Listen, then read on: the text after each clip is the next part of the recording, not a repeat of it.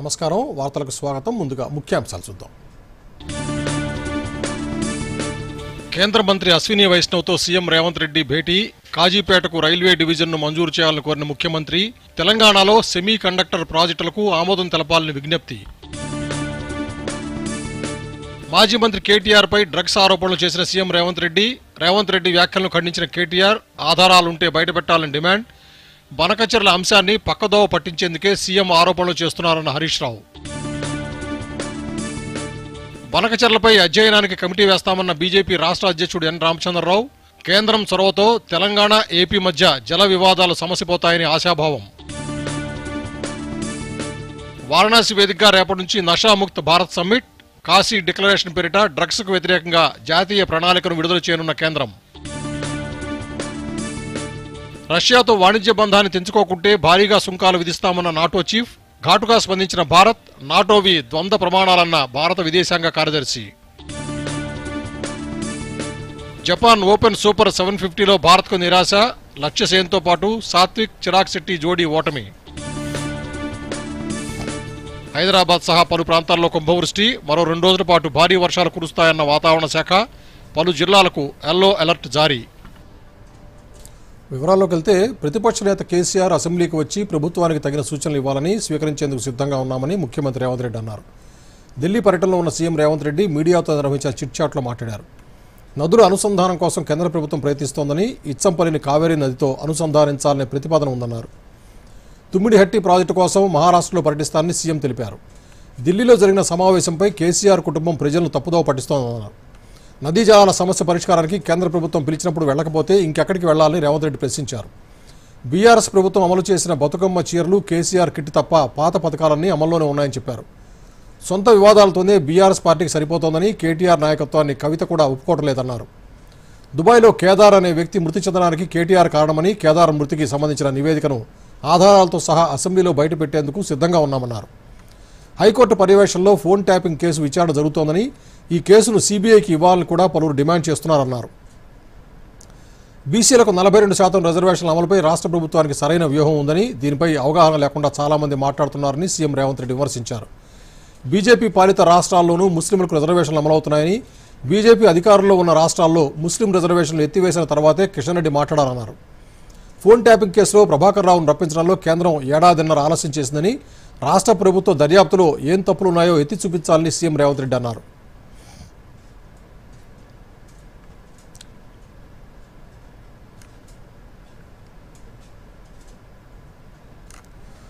మీడియాతో చిట్చాట్ పేరుతో సీఎం రేవంత్ రెడ్డి తనపై అసత్య ఆరోపణలు చేశారని మాజీ మంత్రి కేటీఆర్ ఆగ్రహం వ్యక్తం చేశారు. తనపై చేసిన ఆరోపణలకు ఆధారాలుంటే బయటపెట్టాలని కేటీఆర్ డిమాండ్ చేశారు. చిట్చాట్ల పేరుతో వ్యక్తిత్వ హననానికి పాల్పడటం ముఖ్యమంత్రికి కొత్త ఏమీ కాదని తప్పుడు ఆరోపణలు చేసిన రేవంత్ రెడ్డిని కోర్టుకు లాగుతారని హెచ్చరించారు. తప్పుడు ఆరోపణలకు మూల్యం చెల్లించక తప్పదని క్షమాపణలు చెప్పకపోతే పర్యవసానాలు తీవ్రంగా ఉంటాయన్నారు. మరోవైపు కేటీఆర్పై చేసిన ఆరోపణలను మాజీ మంత్రి హరీష్ రావు కూడా ఖండించారు. బనకచెర్లపై అడ్డంగా దొరికారని తప్పును కప్పిపుచ్చుకునేందుకు లేనిపోని ఆరోపణలు చేస్తున్నారన్నారు.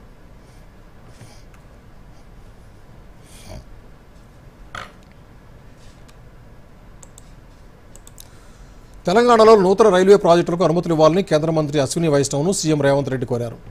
ఢిల్లీ పర్యటనలో భాగంగా మంత్రులు ఉత్తమ్ కుమార్ రెడ్డి శ్రీధర్ బాబుతో కలిసి రేవంత్ రెడ్డి కేంద్ర మంత్రిని కలిశారు. తెలంగాణకు నూతన రైల్వే ప్రాజెక్టులతో పాటు సెమీ కండక్టర్ ప్రాజెక్టులకు త్వరగా అనుమతులు ఇవ్వాలని కేంద్ర మంత్రికి విజ్ఞప్తి చేశారు. ప్రపంచ స్థాయి సౌకర్యాలు ఆవిష్కరణలకు అనుకూల వాతావరణం పరిశోధన కేంద్రాలు తెలంగాణలో ఉన్నాయని రేవంత్ రెడ్డి పేర్కొన్నారు. Advanced system in package technologies micro LED display fab project crystal మ్యాట్రిక్స్కు ఆమోదం ఇవ్వాలని విజ్ఞప్తి చేశారు. రంగారెడ్డి జిల్లా ముచ్చెర్లలో హైటెక్ ఎలక్ట్రానిక్ పార్క్ ఏర్పాటుకు ఈఎంసీ 2.0 పథకం కింద సహకారం కోరారు. రీజనల్ రింగ్ రోడ్డు సమీపంలో ఎలక్ట్రానిక్ మ్యానుఫ్యాక్చరింగ్ పార్క్ ఏర్పాటు చేయాలని కోరగా కేంద్ర మంత్రి సానుకూలంగా స్పందించారని సీఎం రేవంత్ రెడ్డి ఎక్స్ వేదికగా తెలిపారు.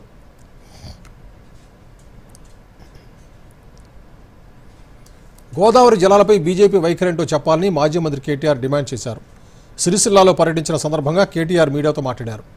ఢిల్లీలో మీటింగ్ పెట్టించింది చంద్రబాబేనని కమిటీ వేసేది కూడా ఆయనేనని కేటీఆర్ ఆరోపించారు. గోదావరి జలాలపై కేంద్రంలో అధికారంలో ఉన్న బీజేపీ వైఖరేంటో స్పష్టం చేయాలన్నారు. తెలంగాణకు మళ్లీ ద్రోహం చేసేందుకు పెద్ద కుట్రే జరుగుతోందని ఏపీ ప్రభుత్వం నిర్మించ తలపెట్టిన బనకచెర్లపై పోరాటానికి ఎక్కడి వరకైనా సిద్ధంగా ఉన్నామన్నారు. నీళ్ల వాటాలు తేలాకే ఏ ప్రాజెక్టు అయినా చేపట్టాలని డిమాండ్ చేశారు.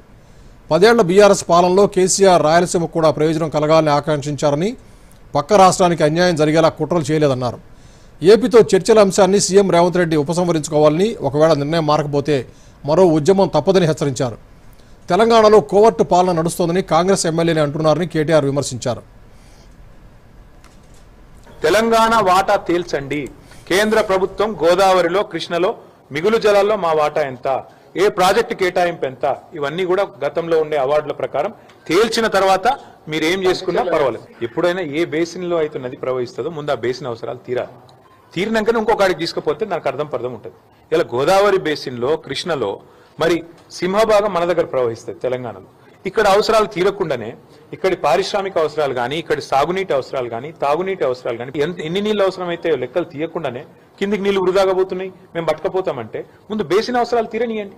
బేసిన్ లో డెఫినేషన్ రానియండి. నికర జలాల్లో మా వాటా ఎంత, మిగులు జలాల్లో మా వాటా ఎంత, ఎవరు తేల్చాలి? ఇది కేంద్ర ప్రభుత్వం తేల్చాలి. కేంద్ర ప్రభుత్వం నియమించే మరి ట్రైబ్యునల్స్ తేల్చాలి. అవి తేలకుండానే మేము నీళ్లు కొంటపోతాం. బనకచెర్ల సమస్యపై అధ్యయనం చేయడానికి ఓ కమిటీని ఏర్పాటు చేస్తామని బీజేపీ రాష్ట్ర అధ్యక్షుడు ఎన్ రామచంద్రరావు తెలిపారు. గోదావరి జలాల పంపకం, బనకచెర్ల ప్రాజెక్టు సమస్యపై జాతీయ మీడియాతో మాట్లాడుతూ కేంద్ర జలశక్తి మంత్రిత్వ శాఖ చొరవతో తెలంగాణ, ఆంధ్రప్రదేశ్ ముఖ్యమంత్రులు ఈ సమస్యను సామరస్యంగా పరిష్కరించుకోవాలని తాము ఆశిస్తున్నామన్నారు. ఈ సమస్యను పరిష్కరించడంతో ఆసక్తి కంటే రాజకీయం ఎక్కువగా కనిపిస్తోందని విమర్శించారు. కేంద్ర ప్రభుత్వం సమస్య పరిష్కారంపై దృష్టి సారించినందున ఏపీ, తెలంగాణ మధ్య జల వివాదాల త్వరలో సమసిపోతాయని భావిస్తున్నట్లు రామచంద్రరావు అన్నారు. Tripartite meeting yesterday in Delhi with the Jal Shakti Minister and the two Chief Ministers of Andhra and Telangana was held yesterday with regard to the Godavari water sharing on Banakacharla issue. We only hope that both the Chief Ministers and the Jal Shakti who sat should solve their problems amicably. But more than solving the problem, I think politicizing of the issue is more visible than the interest for solution. I think the Jal Shakti Minister, which has taken an initiative to speak to both Chief Minister, definitely the problem will be solved amicably. Bharatiya Janata Party is going to address it. We are going to form a committee on this to study the entire water issue, including that of Banakacharla. Telugu రాష్ట్రాల ముఖ్యమంత్రుల సమావేశంపై మాజీ మంత్రి హరీష్ రావు ప్రజలను తప్పుదోవ పట్టిస్తున్నారని TPCC chief Mahesh Kumar Goud ఆగ్రహం వ్యక్తం చేశారు. కేంద్ర మంత్రి సీఆర్ పాటిల్ వ్యాఖ్యలను కూడా హరీష్ రావు తప్పుదోవ పట్టిస్తున్నారని మండిపడ్డారు. ముఖ్యమంత్రి మాట్లాడిన ప్రతిసారి హరీష్ రావు మాట్లాడుతున్నారని, ఉనికిని చాటుకోవడానికి తప్ప రాష్ట్ర ప్రయోజనాల కోసం కాదన్నారు. గోదావరిలో 3000 టీఎంసీల వరద నీరు అందుబాటులో ఉందని, ఆంధ్ర ప్రాజెక్టులు కట్టుకున్న తెలంగాణకు ఎటువంటి నష్టం లేదని మహేష్ కుమార్ గౌడ్ పేర్కొన్నారు.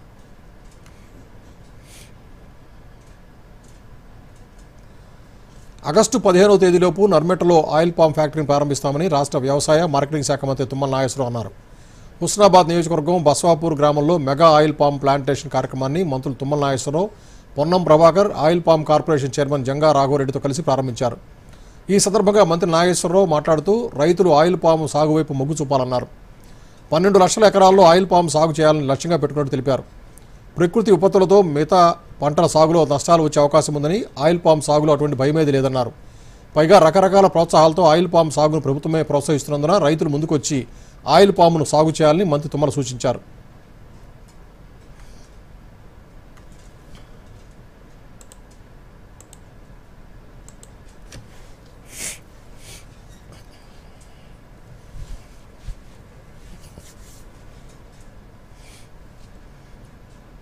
దయచేసి మన దగ్గర ఇంకా 20 లక్షల ఎకరాలు వేసుకోవచ్చు. కనీసం ఈ 2-3 సంవత్సరాల్లో రేవంత్ రెడ్డి గారి నాయకత్వాన కనీసం 10 లక్షల ఎకరాలన్నా, జిల్లాకు 1 లక్ష ఎకరాలు ఉమ్మడి జిల్లాలో పామాయిల్ ఉండాలి. ఇప్పటికే 6 ఫ్యాక్టరీలకి శంకుస్థాపన చేశాం, పనులు జరుగుతున్నాయి. రేపు 15వ తారీఖు సీఎం గారు ఒప్పుకుంటే 15వ తారీఖు కంటే ముందుగానే మీ నెరమెట్ట ప్రాజెక్ట్ని, ఫ్యాక్టరీని ఓపెన్ చేస్తానని చెప్పి కూడా ఈ సందర్భంగా మనం చేస్తున్నాం. అది ములుగు జిల్లా కేంద్రంలోని గిరిజన భవన్లో ఇందిరా మహిళా శక్తి సంబరాలు జరిగాయి. పంచాయతీరాజ్, మహిళా శిశు సంక్షేమ శాఖ మంత్రి Seethakka, SERP additional CEO Katyayani, జిల్లా కలెక్టర్ దివాకర్ టీఎస్ జ్యోతి ప్రజ్వలన చేసి కార్యక్రమాన్ని ప్రారంభించారు. ఈ సందర్భంగా మంత్రి సీతక్క మాట్లాడుతూ బతుకమ్మ వేడుకల్లాగానే ఈ సంబరాలను 9 రోజులు జరుపుతామని చెప్పారు. మహిళలు బాగుంటే కుటుంబం సమాజం బాగుంటాయని, అందుకే మహిళా సంఘాలకు తోడ్పాటు అందిస్తున్నామని తెలిపారు. ముఖ్యమంత్రి రేవంత్ రెడ్డి లక్ష్యం 1 కోటి మంది మహిళలను ఆర్థికంగా బలోపేతం చేయటమని, వడ్డీ లేని రుణాలతో వ్యాపార అవకాశాలు కల్పిస్తున్నామని చెప్పారు. 98% మహిళలు రుణాలు తిరిగి చెల్లించడంతో బ్యాంకులు ఆసక్తి చూపుతారని చెప్పారు. ములుగు జిల్లాలో 6 మహిళా సంఘాలకు ఆర్టీసీ బస్సుల ద్వారా నెలకు 70,000 ఆదాయం వస్తోందని తెలిపారు. 65 ఏళ్లు పైబడిన వృద్ధులు, 15 ఏళ్ల బాలికలకు కూడా సంఘాల్లో చేరే అవకాశం కల్పిస్తున్నామని పేర్కొన్నారు.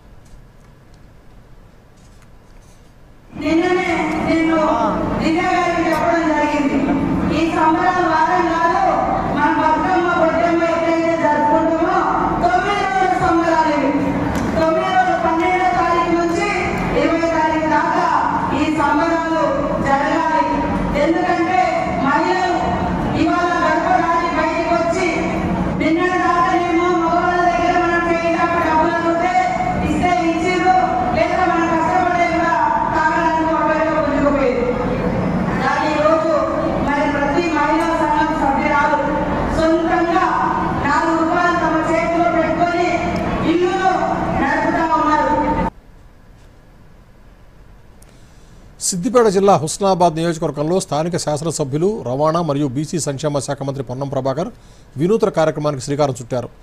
నియోజకవర్గాన్ని ప్లాస్టిక్ రహిత గ్రామాలుగా మార్చడానికి తన తండ్రి పొన్నం సత్తయ్య చారిటబుల్ ట్రస్ట్ ఆధ్వర్యంలో స్టీల్ బ్యాంక్ ఏర్పాటు చేశారు. స్టీల్ బ్యాంక్ ద్వారా పెళ్లిళ్లు, శుభకార్యాల్లో స్టీల్ వస్తువుల వినియోగం పెంచి ప్లాస్టిక్ను తగ్గించేలా చర్యలు తీసుకోనున్నారు. దీనిపై ఇప్పటికే మహిళా సంఘాల ద్వారా గ్రామాన అధికారులు అవగాహన కల్పించారు. ఈ స్టీల్ బ్యాంకును హుస్నాబాద్ నియోజకవర్గంలోని కోహెడ మండల కేంద్రంలో రాష్ట్ర గవర్నర్ జిష్ణుదేవ్ వర్మ ప్రారంభించారు. ఈ కార్యక్రమంలో మంత్రి పొన్నం ప్రభాకర్, కొండా సురేఖ పాల్గొన్నారు. ఈ సందర్భంగా మహిళా సంఘాలకు రుణాల చెక్కులు పంపిణీ చేశారు. ఈ సందర్భంగా గవర్నర్ జిష్ణుదేవ్ వర్మ మాట్లాడుతూ స్టీల్ బ్యాంకుల ద్వారా మహిళలు సాధికారతతో పాటు ఆరోగ్యాన్ని పొందుతారని, ప్లాస్టిక్ రహిత తెలంగాణ సమాజాన్ని స్థాపించడంలో ప్రతి ఒక్కరూ భాగస్వామ్యం కావాలని పిలుపునిచ్చారు. ప్లాస్టిక్ వాడకం నిర్మూలనతో క్యాన్సర్ వ్యాధి నిర్మూలనతో పాటు పర్యావరణం సురక్షితంగా ఉంటుందన్నారు. మంత్రి పొన్నం ప్రభాకర్ ప్లాస్టిక్ నిర్మూలనలో మహిళా స్వయం సహాయక సంఘాలు కీలక పాత్ర పోషిస్తాయన్నారు. क्योंकि हमको स्वस्थ रहना है, हमको अच्छा रहना है, वो गांव को सुंदर रखना है. इतना सुंदर गांव, हरियाली है, ये प्लास्टिक रहेगा तो हरियाली रहेगा नहीं, आप खेती नहीं कर पाएंगे. मैं तो हर महिला बहनों को बोलता हूं कि आप लोग लीडरशिप लीजिए. ये ऐसी चीज है, ये कोई संस्था नहीं है, ये एक मूवमेंट है, एक आंदोलन है. भारतवर्ष का मातृशक्ति का एक आंदोलन है. SHG movement is a movement of women empowerment and for women empowerment. SHG is not a unit or an organization, it is a movement for empowerment of our half our society. So this movement is gaining ground in Telangana. మా బహన్ లోకు ఉత్సాహిత తెలంగాణ తెలంగాణలోనే కాదు నియోజకవర్గంలో plastic రహితంగా ఉండాలని అధికారులందరి చొరవతోటి ఇవాళ ఈ కార్యక్రమం తీసుకున్నాం. వాళ్ళందరూ కూడా ఇందులో భాగస్వాములై భవిష్యత్తులో ప్లాస్టిక్ వాడకాన్ని పూర్తిగా నిషేధించే విధంగా ఈ నియోజకవర్గం ఆదర్శంగా ఉండాలని మిమ్మల్ని అందరికీ ప్రార్థిస్తా ఉన్నా. మేము ఎన్ని కార్యక్రమాలు చేసినా ఇంటికి పెద్ద మనిషిగా ఉండే మీరు అక్క చెల్లెళ్ళు, మీరు ముందు దీన్ని ప్రారంభం చేస్తే మీ ఆరోగ్యాన్ని మీరు కాపాడుకొని, అది గర్భసంచి కావచ్చు, క్యాన్సర్ కావచ్చు, ఇంకోటి కావచ్చు, అనేక రకాలుగా మీరు రక్షింపబడతారు ఇయ్యాలా అనే మాటను మీకు మీరు తెలుసుకునే ప్రయత్నం చేయాలని సందర్భంగా కోరుతా ఉన్నా.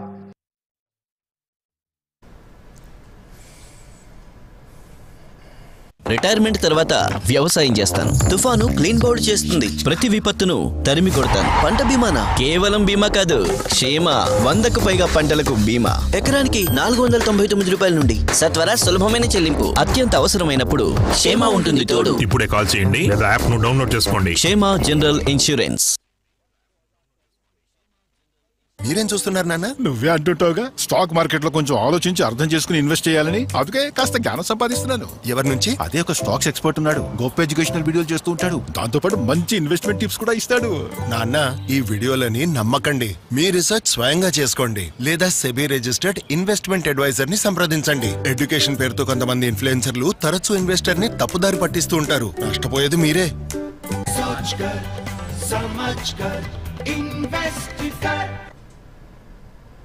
వార్తలకు తిరిగి స్వాగతం. ప్రజల ప్రాణాలు కాపాడే వైద్యులపై దాడి చేయడం సరికాదని ఇండియన్ మెడికల్ అసోసియేషన్ సంఘం రాష్ట్ర అధ్యక్షుడు ద్వారకానాథ్ రెడ్డి అన్నారు. మహబూబ్నగర్ జిల్లా కేంద్రంలో ఓ ప్రైవేట్ ఆసుపత్రిలో చికిత్స పొందుతున్న మహిళ మృతి చెందడంతో మహిళ బంధువులు ఆసుపత్రి వైద్యులు రామ్మోహన్పై దాడి చేశారు. ఈ దాడిని నిరసిస్తూ మహబూబ్నగర్ జిల్లా కేంద్రంలో వైద్యులు భారీ నిరసన ర్యాలీ నిర్వహించారు. ఈ సందర్భంగా ఇండియన్ మెడికల్ అసోసియేషన్ రాష్ట్ర అధ్యక్షుడు ద్వారకానాథ్ రెడ్డి మాట్లాడుతూ ఇటీవల కాలంలో దేశంలో వైద్యులపై దాడులు తీవ్రమయ్యాయని, దాడులకు పాల్పడే వారిని ప్రభుత్వం కఠినంగా శిక్షించాలన్నారు.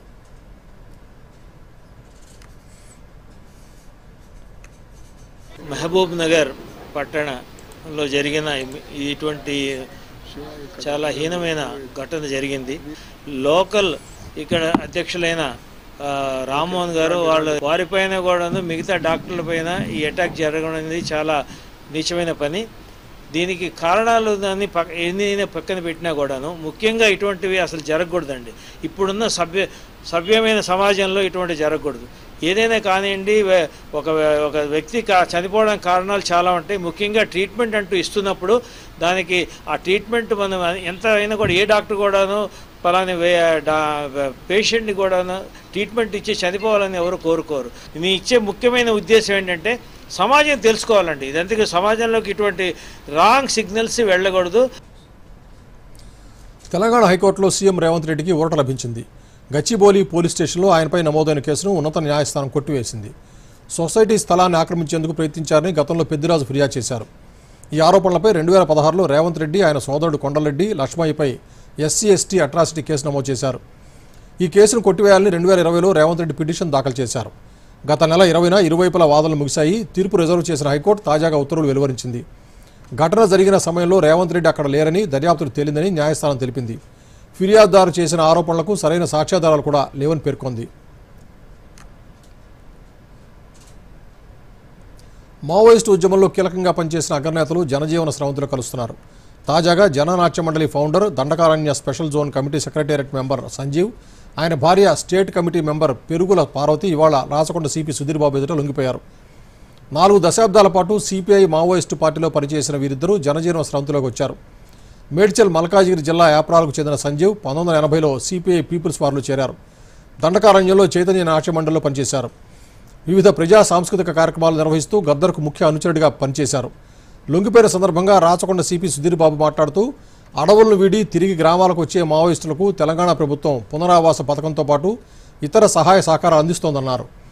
కొంతమంది వ్యక్తులు ప్రజా సంఘాల ముసుగులో శాంతి భద్రతలకు భంగం కలిగించే రీతిలో వ్యవహరిస్తున్నారని, అలాంటి వారిపై పోలీసుల నిఘా కొనసాగుతుందని హెచ్చరించారు.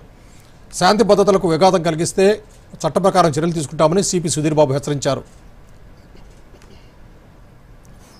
తెలంగాణ ప్రభుత్వం చేస్తున్నటువంటి జనజీవన స్రవంతిలో వస్తున్నటువంటి లార్జర్ వరల్డ్ సివిలియన్ లైఫ్లో, మెయిన్ స్ట్రీమ్ లైఫ్లో వస్తున్నటువంటి మావోయిజం ఇన్ఫ్లుయెన్స్ ఉన్నటువంటి కార్డర్స్కి వెసులుబాటుతో పాటు వాళ్లకు రిహాబిలిటేట్ చేయడంలో వాళ్ళు చూసి దీన్ని ఇంప్రెస్ అయ్యి వేరే రాష్ట్రాల కన్నా ఇక్కడ మంచి విధంగా మార్పు చేసుకొచ్చాలనే ఉద్దేశం ఉన్న వాళ్లకు ప్రభుత్వం నుంచి పోలీస్ డిపార్ట్మెంట్ సహకారం ఉంటుంది నమ్మి ఇక్కడికి వచ్చారు. అంతేకాకుండా ఇప్పుడు మన సంజీవ్ ఈయన రాచకొండ కమిషనరేట్ బిడ్డనైనా ఇక్కడే అనుబంధం ఎక్కువ ఉంది.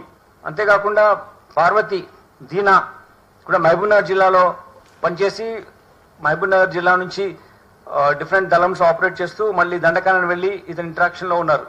కాబట్టి వీళ్ళు మన ఏరియా వాళ్ళు కాబట్టి ఇక్కడ మన దగ్గర వచ్చి కలిసి మెయిన్ స్ట్రీమ్లో రావాలని కోరుకున్నారు. రిటైర్మెంట్ తర్వాత వ్యవసాయం చేస్తాను. తుఫాను క్లీన్ బౌల్డ్ చేస్తుంది. ప్రతి విపత్తును తరిమి కొడతాను. పంట బీమానా? కేవలం బీమా కాదు, క్షేమ. 100కు పైగా పంటలకు బీమా. ఎకరానికి 499 రూపాయల నుండి సత్వర సులభమైన చెల్లింపు. అత్యంత అవసరమైనప్పుడు క్షేమ ఉంటుంది తోడు. ఇప్పుడే కాల్ చేయండి లేదా యాప్ ను డౌన్లోడ్ చేసుకోండి. క్షేమ జనరల్ ఇన్సూరెన్స్.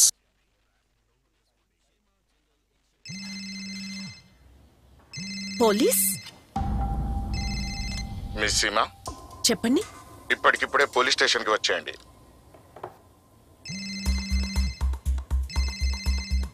ఆగండి, లేదంటే ఇంటికే వస్తాం. కానీ నేను ఎందుకు? ఒక్కరే వేరే గదిలోకి వెళ్ళండి. మీ బాబు మా కస్టడీలో ఉన్నాడు. ఇంకా మీరేమో డిజిటల్ అరెస్ట్ లో ఉన్నారు. Digital arrest? ₹1,00,000 ఇవ్వండి, బతికిపోతారు. ఇంత డబ్బా? సరే, ఒక పని చేయండి, ఒక లింక్ పంపాము. ఇప్పుడు ప్రాసెసింగ్ కోసం 30,000 పంపండి, లేదంటే మీ బాబు జైలుకు వెళ్తాడు. జైలుకి నువ్వే వెళ్తావు. నీ మొహం రికార్డ్ అయింది. డిజిటల్ అరెస్ట్ అనేది ఏదీ లేదు. ఇదంతా మోసం. అందుకే కంగారు పడకండి. పోలీస్, బ్యాంక్, ఆర్బీఐ వంటి వాటి పేర్లతో వచ్చే సైబర్ నేరగాళ్ల ఫోన్ లేదా వీడియో కాల్ పట్ల అప్రమత్తంగా ఉండండి. వారికి డబ్బులు పంపకండి. ఇంకా వెంటనే పోలీస్కి రిపోర్ట్ చేయండి. హలో మమ్మా. హాయ్. ఆర్బీఐ అంటుంది విషయాలు తెలుసుకోండి, జాగరూకంగా ఉండండి. వార్తలకు పునఃస్వాగతం. ఏఐ ఆధారిత ఆవిష్కరణలతో ప్రపంచ సృజనాత్మక ఆర్థిక వ్యవస్థకు భారత నాయకత్వం వహించనుందని సమాచార ప్రసార శాఖ కార్యదర్శి సంజయ్ జాజు తెలిపారు. హైదరాబాద్లోని టీ హబ్లో జరిగిన సమావేశంలో సంజయ్ జాజు పాల్గొని ప్రసంగించారు. ఈ సందర్భంగా దేశవ్యాప్తంగా ఏఐఎంఎల్ ఆధారిత స్టార్టప్లు, ఇన్క్యుబేటర్ల ప్రతినిధులతో సంజయ్ జాజు మాట్లాడారు. T hub CEO, IIT Hyderabad, ఎన్ఐటీలు, ఇంజనీరింగ్ సంస్థల ప్రతినిధులు ఈ సమావేశంలో పాల్గొన్నారు. సృజనాత్మక ఆర్థిక వ్యవస్థను ప్రోత్సహించాలనే ప్రధానమంత్రి ఆలోచనతో సమాచార ప్రసార శాఖ వేవ్ఎక్స్ స్టార్టప్ యాక్సలరేటర్ ప్లాట్ఫామ్ను ప్రారంభించిందని సంజయ్ జాజు తెలిపారు. ఈ ప్లాట్ఫామ్లో కళాసేతు, భాషాసేతు సవాళ్లు ప్రకటించామని, ఇవి భవిష్యత్ డిజిటల్ వ్యవస్థను రూపొందించడంలో కీలకమని చెప్పారు. దేశ భాషా, సాంస్కృతిక వైవిధ్యాన్ని ప్రతిబింబించే స్వదేశీ విస్తృత పరిష్కారాలను అభివృద్ధి చేయడానికి ప్రముఖ ఏఐ స్టార్టప్లు ఈ ఛాలెంజ్లో పాల్గొనాలని పిలుపునిచ్చారు. మాదక ద్రవ్యాల మహమ్మారి నుంచి యువతను కాపాడేందుకు నషాముక్త్ భారత్ నినాదంతో వారణాసి వేదికగా రేపటి నుంచి ప్రత్యేక సదస్సును కేంద్ర ప్రభుత్వం నిర్వహిస్తోంది. యువతను మాదక ద్రవ్యాల వ్యసనం నుంచి విముక్తి చేసి దేశ నిర్మాణంలో వారి పాత్రను బలోపేతం చేసే దిశగా ఈ సదస్సు జరగనుంది. వివరాలు చూద్దాం. మాదక ద్రవ్యాలు ఒక నిశ్శబ్ద శత్రువుల వ్యక్తులను, కుటుంబాలను, సమాజాన్ని నాశనం చేస్తున్నాయి. ఇవి కేవలం వ్యసనంతోనే ఆగవు. శారీరకంగా, మానసికంగా, సామాజికంగా దీర్ఘకాలిక నష్టాన్ని కలిగిస్తాయి. భారతదేశంలో 65% మంది 35 ఏళ్లలోపు వయసు గల యువతే ఉన్నారు. ఈ యువశక్తి వికసిత్ భారత్ లక్ష్యానికి మూలస్తంభం. కానీ మాదక ద్రవ్యాలు వీరి శక్తిని, లక్ష్యాన్ని హరిస్తున్నాయి. బలహీనంగా ఆలోచిస్తే బలహీనులవుతారు, బలంగా ఆలోచిస్తే బలవంతులవుతారు అని స్వామి వివేకానంద యువతకు ఇచ్చిన సందేశం. ఈ స్ఫూర్తితోనే యువతను హానికరమైన అలవాట్ల నుంచి దూరంగా ఉంచేందుకు 2020 ఆగస్టు 15న కేంద్రం నషాముక్త అభియాన్కు శ్రీకారం చుట్టింది. ఇందులో భాగంగానే వారణాసిలో శుక్రవారం నుంచి ఆదివారం వరకు యూత్ స్పిరిచువల్ సమ్మిట్ నిర్వహిస్తున్నారు. ఈ summit theme Nashamukta Yuv for Viksit Bharat. యువతను వ్యసనం నుంచి విముక్తి చేసి దేశ నిర్మాణంలో వారి పాత్రను బలోపేతం చేయడం దీని లక్ష్యం. సదస్సులో భాగంగా కేంద్ర వైద్యారోగ్య శాఖ, సామాజిక న్యాయం, సాంస్కృతిక మంత్రిత్వ శాఖలతో పాటు నార్కోటిక్స్ కంట్రోల్ బ్యూరో, ఎయిమ్స్, 100కు పైగా ఆధ్యాత్మిక సంస్థల యువజన విభాగాలు పాల్గొంటాయి. ఈ సమావేశం ద్వారా కాశీ డిక్లరేషన్ పేరిట జాతీయ ప్రణాళికను విడుదల చేయనున్నారు. ఈ ప్రణాళిక ద్వారా యువత నాయకత్వంలో మాదక ద్రవ్యాలకు వ్యతిరేకంగా ఒక బలమైన ఉద్యమం రూపొందనుంది. 2026లో జరిగే వికసిత్ భారత్ యంగ్ లీడర్స్ డైలాగ్లో ఈ ప్రణాళిక పురోగతిని సమీక్షిస్తారు. నషాముక్త్ భారత్ అభియాన్ కేవలం ప్రభుత్వ కార్యక్రమం కాదు, ఇది ప్రజా ఉద్యమం. ప్రతి పౌరుడు, ముఖ్యంగా యువత ఈ ఉద్యమంలో కీలక పాత్ర పోషించాలి. నషాముక్త్ భారత్ అభియాన్ పోర్టల్లో నషాముక్త్ భారత్ కోసం యువత, పౌరులు వాలంటీర్లుగా చేరి అవగాహన కార్యక్రమాల్లో భాగం కావాలని కేంద్రం పిలుపునిస్తోంది. మాదక ద్రవ్యాల గురించి ఏదైనా సమాచారం తెలిస్తే స్థానిక అధికారులకు తెలపాలని పేర్కొంది. నషాముక్త్ భారత్ అభియాన్ యాప్ ద్వారా కార్యక్రమాలు, సమాచారం, సహాయం అందుబాటులో ఉంటాయని వెల్లడించింది. మాదక ద్రవ్యాలపై జీరో టాలరెన్స్ విధానంతో కేంద్ర ప్రభుత్వం పనిచేస్తోంది. అందులో భాగంగా నషాముక్త్ భారత్ అభియాన్ ద్వారా ఇప్పటి వరకు 16.5 కోట్ల మందికి కేంద్రం మాదక ద్రవ్యాలపై అవగాహన కల్పించింది. 27.76 లక్షల మంది చికిత్స, పునరావాసం పొందారు. దేశవ్యాప్తంగా 730 ఉచిత పునరావాస కేంద్రాలు, 342 integrated rehabilitation centres, 83 district de addiction centres పనిచేస్తున్నాయి. వారణాసి వేదికగా జరుగుతున్న యూత్ స్పిరిచువల్ సమ్మిట్ కేవలం ఒక కార్యక్రమం కాదు, ఇది ఒక జాతీయ ఉద్యమం. యువత శక్తిని సరైన దిశలో మలచి మాదక ద్రవ్యాలు లేని ఆరోగ్యకరమైన భారతాన్ని నిర్మించేందుకు ఇది ఒక ముందడుగు. ప్రతి ఒక్కరూ ఈ ఉద్యమంలో భాగం కావాలని కోరుకుందాం. Bureau report, Doordarshan news. Hyderabad cricket అసోసియేషన్లో అక్రమాల వెనుక మాజీ మంత్రి కేటీఆర్, ఎమ్మెల్సీ కవిత హస్తముందని తెలంగాణ క్రికెట్ అసోసియేషన్ ఆరోపించింది. ఈ మేరకు సిఐడి డీజీ చారు సిన్హాకు టీసీ అధ్యక్షుడు లక్ష్మీనారాయణ, కార్యదర్శి గురవారెడ్డి ఫిర్యాదు చేశారు. ఈ వ్యవహారంలో మరికొందరు అక్రమార్కులు కూడా ఉన్నారని, వారిపైన విచారణ జరిపించాలని కోరారు. జాన్ మనోజ్, విజయానంద్, పురుషోత్తమ్ అగర్వాల్, సురేందర్ అగర్వాల్, వంకా ప్రతాప్పై చర్యలు తీసుకోవాలని సిఐడి డీజీని టీసీఏ కోరింది. యమన్లో మరణశిక్షను ఎదుర్కొంటున్న కేరళ నర్సు నిమిషప్రియ కేసులో ఉత్కంఠ కొనసాగుతోంది. ఇది సున్నితమైన అంశమని విదేశాంగ శాఖ ప్రతినిధి రణధీర్ జైస్వాల్ స్పందించారు. ఈ కేసుకు సంబంధించి మీడియాతో మాట్లాడుతూ నిమిషప్రియ కేసు చాలా సున్నితమైన అంశమని, ఈ కేసులో అన్ని రకాలుగా సాధ్యమైన సహకారాన్ని ప్రభుత్వం అందిస్తోందన్నారు. నిమిష కుటుంబం కోసం ఒక న్యాయవాదిని నియమించామని, కేసు పురోగతి వంటి వివరాలు తెలుసుకునేందుకు దౌత్యపరంగా కూడా సహకరిస్తున్నామన్నారు. అలాగే ఈ సమస్యను పరిష్కారం చూపేలా స్థానిక అధికారులు, కుటుంబ సభ్యులతో తరచూ సంప్రదింపు చేస్తున్నామని రణధీర్ జైస్వాల్ వెల్లడించారు. భారత ప్రభుత్వం చేసిన పలు ప్రయత్నాల ఫలితంగా ఇటీవల మరణశిక్ష వాయిదా పడిన అంశాన్ని ఆయన ప్రస్తావించారు. ఇక కేసు విషయమై కొన్ని మిత్ర దేశాలతోనూ భారత్ సంప్రదింపులు జరుపుతోందని చెప్పారు. by a family, and we are also in touch with local authorities as also the family members to resolve this issue.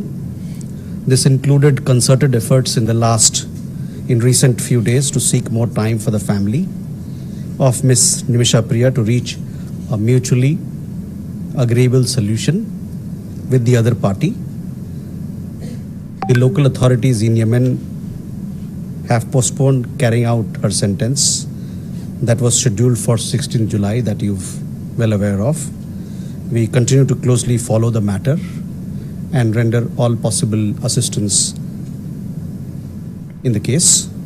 We are also in touch with some friendly governments in this regard. రష్యాతో వాణిజ్య బంధాన్ని తెంచుకోకుంటే సుంకాలు విధిస్తామంటూ NATO chief చేసిన వ్యాఖ్యలపై భారత్ ఘాటుగా స్పందించింది. నాటోవి ద్వంద్వ ప్రమాణాలుగా భారత్ అభివర్ణించింది. ఈ మేరకు భారత విదేశాంగ శాఖ అధికార ప్రతినిధి రణధీర్ జైస్వాల్ మీడియాతో మాట్లాడారు. నాటో చీఫ్ వ్యాఖ్యలు జరుగుతున్న పరిణామాలను దగ్గర నుంచి పరిశీలిస్తున్నామని జైస్వాల్ అన్నారు. భారత ప్రజల ఇంధన అవసరాలను తీర్చడం అత్యంత ప్రాధాన్యాంశమని పునరుద్ఘాటించారు. ఇందుకోసం మార్కెట్లలో అందుబాటులో ఉన్న అంశాలు ప్రస్తుత ప్రపంచ పరిస్థితుల ఆధారంగా నడుచుకుంటున్నామన్నారు. అదే సమయంలో ద్వంద్వ ప్రమాణాల పట్ల అంతే జాగ్రత్త వహిస్తామని పేర్కొన్నారు.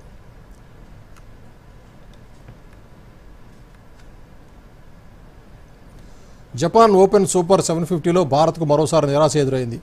ఇప్పటికే మహిళల సింగిల్స్లో పీవీ సింధు తొలి రౌండ్లోనే నిష్క్రమించగా లక్ష్యసేన్తో పాటు సాత్విక్ చిరాగ్ శెట్టి జోడీ కూడా ఇంటిదారి పట్టింది. గురువారం జరిగిన పురుషుల సింగిల్స్ 2వ రౌండ్లో 8వ ర్యాంకర్ లక్ష్యసేన్ జపాన్ ఆటగాడు కొడాయి నరోకా చేతిలో 19-21, 11-21 చేతిలో పరాజయం పాలయ్యాడు. ఇక డబుల్స్లో ఫేవరెట్గా బరిలోకి దిగిన సాత్విక్ సాయిరాజ్ చిరాగ్ శెట్టి ద్వయం తొలి రౌండ్లో అద్భుత విజయం సాధించిన 2వ రౌండ్లో చైనాకు చెందిన 5వ సీడ్ జోడీ వీకెంగ్ వాంగ్ చాంగ్ చేతిలో పరాజయం పాలైంది. ఈశాన్య బంగాళాఖాతంలో ఏర్పడిన ద్రోణి ఉపరితల ఆవర్తన ప్రభావంతో తెలంగాణ వ్యాప్తంగా ఓ మోస్తరు నుంచి భారీ వర్షాలు కురుస్తున్నాయి. పలు ప్రాంతాల్లో ఉరుములు మెరుపులు బలమైన ఈదురుగాలులతో కూడిన భారీ వర్షాలు కురుస్తున్నాయి.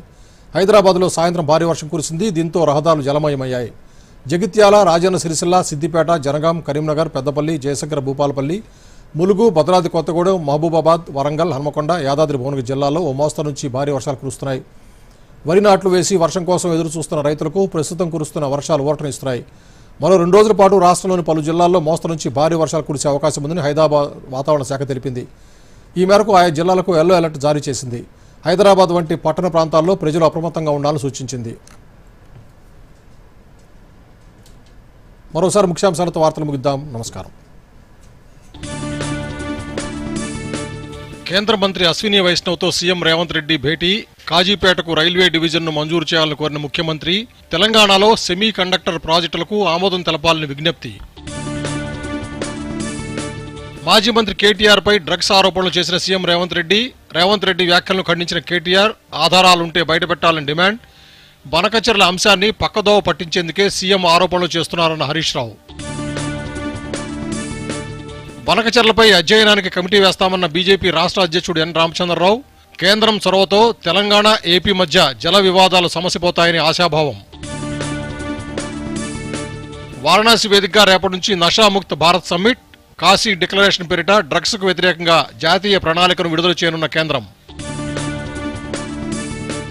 రష్యాతో వాణిజ్య బంధాన్ని తెంచుకోకుంటే భారీగా సుంకాలు విధిస్తామన్న నాటో చీఫ్. ఘాటుగా స్పందించిన భారత్. నాటోవి ద్వంద్వ ప్రమాణాలన్న భారత విదేశాంగ కార్యదర్శి. జపాన్ ఓపెన్ సూపర్ 750లో భారత్కు నిరాశ. లక్ష్యసేన్తో పాటు సాత్విక్ చిరాగ్ శెట్టి జోడీ ఓటమి. హైదరాబాద్ సహా పలు ప్రాంతాల్లో కుంభవృష్టి. మరో 2 రోజుల పాటు భారీ వర్షాలు కురుస్తాయన్న వాతావరణ శాఖ. పలు జిల్లాలకు ఎల్లో అలర్ట్ జారీ. దూరదర్శన్ యాదగిరి వార్తలను ఇప్పుడు సోషల్ మీడియాలో కూడా చూడొచ్చు. యూట్యూబ్ అయితే డిడి న్యూస్ తెలంగాణ, ఎక్స్ వేదికగా అయితే DD news Telangana @DD Yadagiri news, Facebook అయితే డిడి న్యూస్ తెలంగాణలో చూసి సబ్స్క్రైబ్ చేసి లైక్ చేయండి, షేర్ చేయండి.